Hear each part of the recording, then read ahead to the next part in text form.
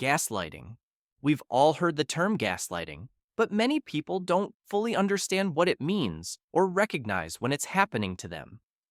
Here's the breakdown.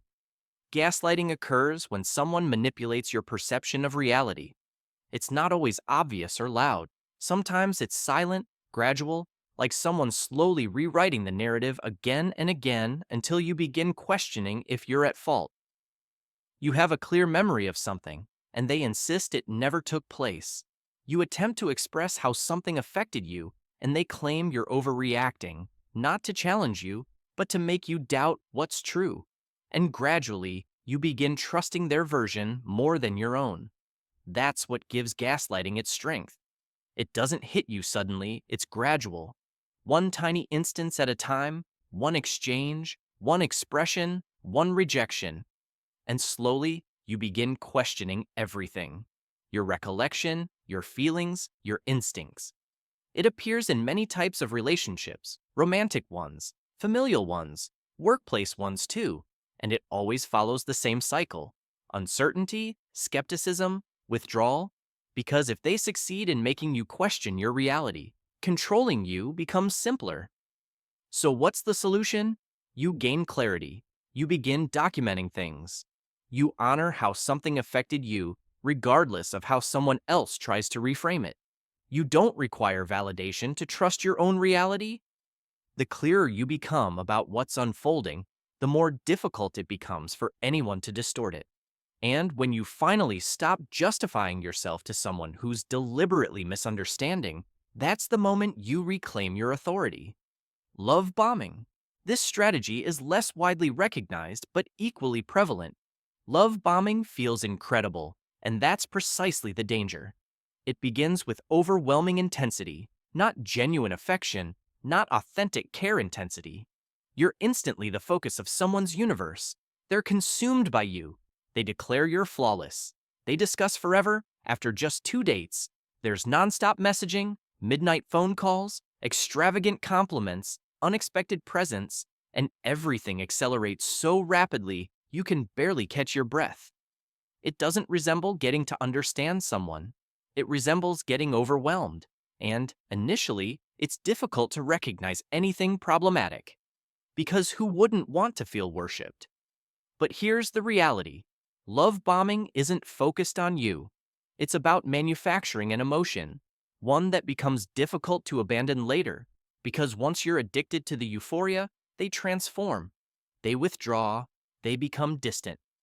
You begin questioning what you did to cause the change. You hold yourself responsible for the transition, and you attempt to recapture the version of them that was never genuine. The one who expressed all the perfect words, who understood precisely what you wanted to hear. That version was the trap. This is emotional manipulation disguised as affection. It occurs in unhealthy relationships, narcissistic patterns, even trauma-based connections. Love bombing isn't genuine love. It's manipulation disguised as passion packaged with praise. So, how do you guard yourself? You decelerate.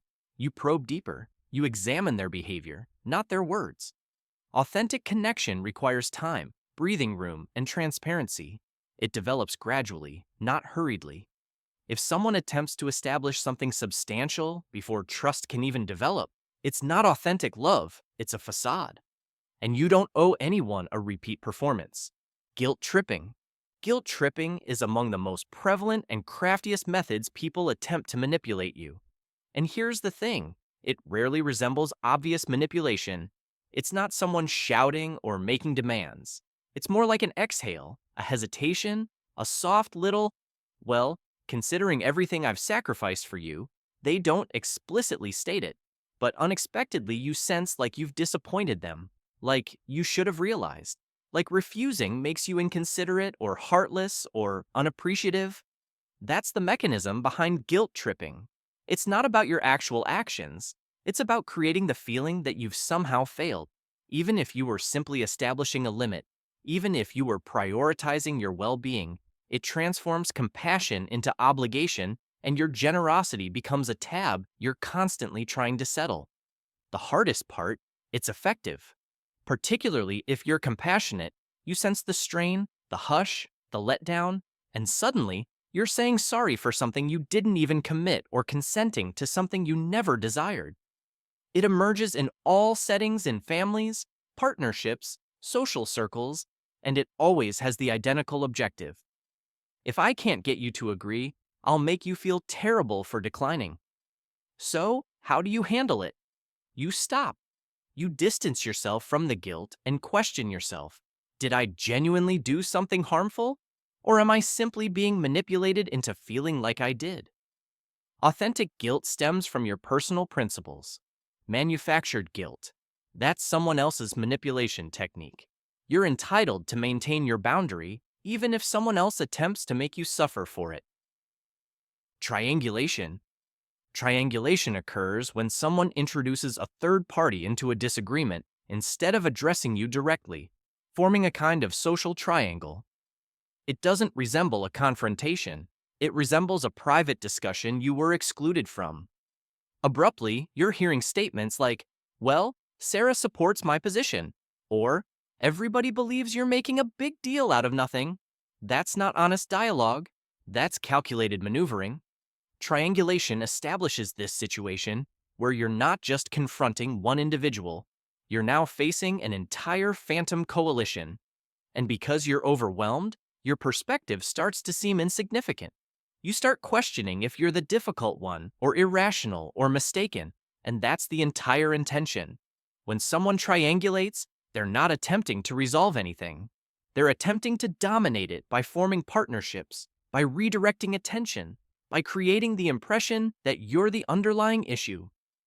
This strategy appears frequently in dysfunctional family structures, like when a parent vents about one child to another instead of addressing them directly. It also appears in intimate relationships, particularly when one partner attempts to recruit a friend, a former partner, or even a counselor to support their perspective. Abruptly, you're not just having a disagreement with them, you're justifying yourself against this entire constructed story. And it's draining because you're not just addressing the actual problem anymore, you're now being pulled into someone else's narrative with someone else controlling the narrative. So, how do you end it?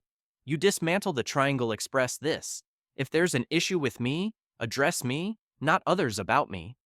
Keep interactions straightforward. Keep them uncomplicated. You don't need to justify yourself to a third party you never even engaged with.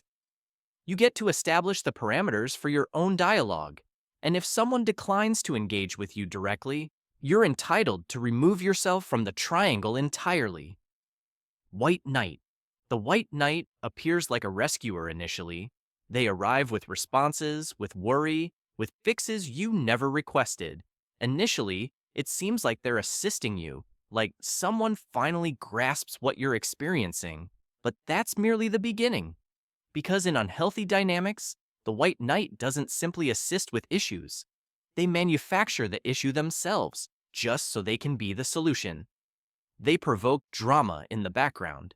They erode your self-assurance, then console you when you begin crumbling. They'll inform you someone's betraying you and then volunteer to shield you from the consequences.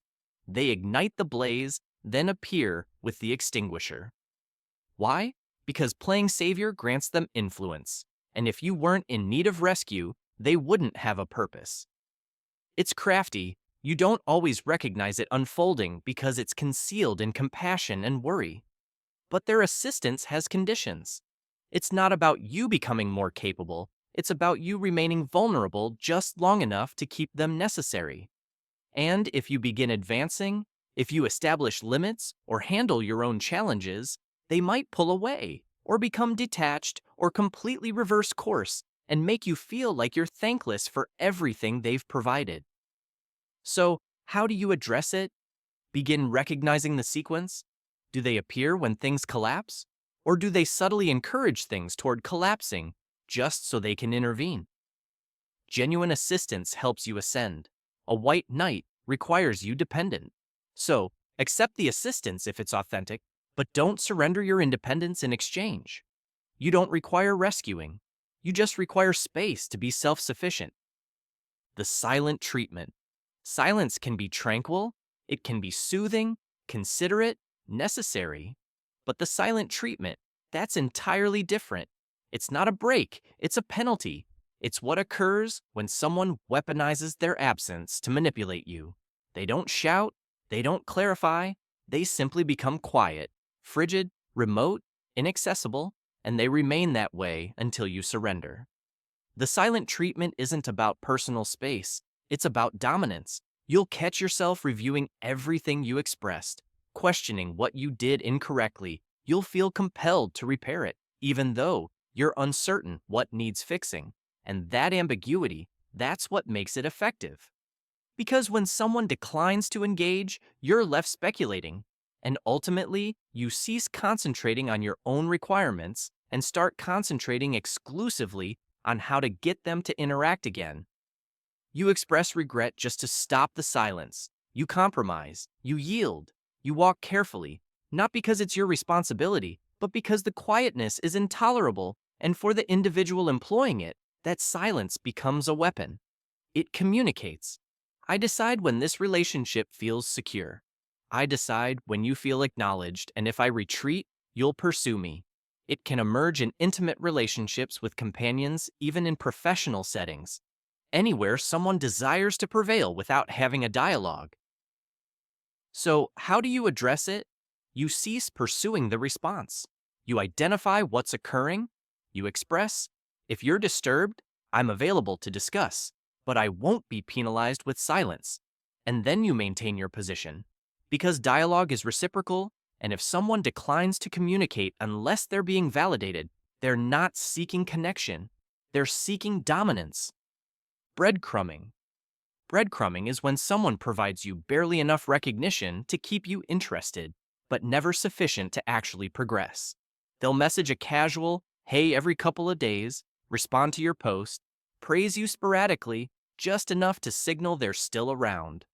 But when it involves arranging meetups, being present, or pledging to anything substantial, it's always ambiguous, always postponed, always barely beyond grasp. It's like emotional teasing. You keep returning, anticipating this time will be different, that perhaps now they're finally prepared to engage, but they aren't. They're just leaving another breadcrumb. The purpose of breadcrumbing isn't genuine connection, it's maintaining power. It keeps you emotionally attached while they remain uncommitted. You become trapped in a pattern of expectation and disappointment, and although you're not being respected, it's challenging to leave because they never truly conclude it either. They don't outright reject you, they just keep you waiting. And that ambiguity keeps you optimistic, lingering, monitoring your device at 2 a.m., because perhaps this time they'll actually deliver. Breadcrumbing can occur in romance, friendships, even work relationships. And it's not always intentional. Sometimes individuals do it from anxiety, self-doubt, or simply because they enjoy the validation. But the outcome is identical. You're stuck in uncertainty while they retain all the leverage. So, how do you address it? You cease following the trail. If someone's engagement only appears sporadically, if they constantly leave you uncertain, you don't need to interpret it, you just need to recognize it's insufficient. Reliability matters more than appeal, and you deserve better than scraps. The DARVO method. DARVO is among the most confusing manipulation strategies that exist. And once you understand what it is, you'll begin recognizing it constantly. The acronym represents deny, attack, and reverse victim and offender. It's a psychological trick, a method for someone to completely flip the situation the instant you attempt to hold them responsible. Here's the process. You mention something that wounded you calmly, politely, just attempting to communicate. Phase 1, they reject it. That's false. You're fabricating things, or you're being overly sensitive. Then arrives Phase 2, they target you. They criticize your delivery, your timing, your history. Abruptly, it's not about their actions, it's about your approach. And then arrives the reversal. They position themselves as the victim. You're not the injured party they are. They're being targeted. They can't satisfy you. They pretend your truthfulness is aggression. And now you're the one who must justify yourself. That's DARVO. It's not merely emotional trickery, It's story manipulation. It converts any discussion about harm into a show where the person being confronted gets to become the champion, the sufferer, or the victim. And if you're experiencing it, it can leave you feeling disoriented, embarrassed, even remorseful for voicing concerns. You start questioning if you were too aggressive, if perhaps you did express yourself poorly. You start justifying your delivery instead of your reality. So, how do you address it? First, don't engage with the deflection. If the discussion abruptly revolves entirely around their anguish, their distress, their hurt feelings, stop. Redirect to your concern. Remain with the facts. Express, I'm prepared to discuss this, but not if the initial concern keeps getting dismissed. DARVO succeeds when it generates disorientation. It collapses when you remain focused. Because holding someone accountable isn't an assault, and honesty isn't brutality.